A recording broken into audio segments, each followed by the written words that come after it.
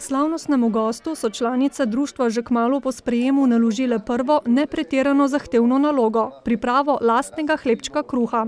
Zmeraj morate kruh tako, da si delate hlebček, kruh, da ga vrtiš, ne? Ampak ne bi radi nekaj posebnega. Prav kuharske delavnice in izobraževanja s poudarkom na zdravi domači prehrani predstavljajo osrednjo dejavnost društva, a članice mnogih talentov hkrati poskrbijo še za številne druge dogodke in prireditve.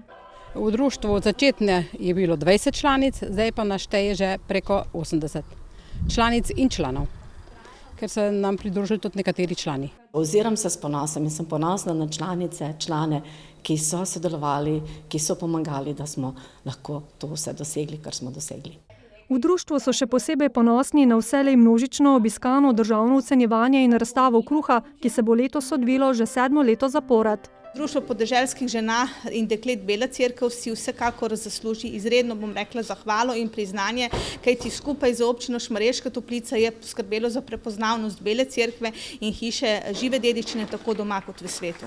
Jaz bi rekla, da je to bogatstvo slovenskega podeželja, predvsem pa je ne samo zaradi tega, ker ta društva ohranjajo tradicijo in kulinarično in siceršnjo tradicijo običajev na podeželju, ampak mislim, da so tudi pomembna za izobraževanje žensk, za to, da se vključujejo v družbo.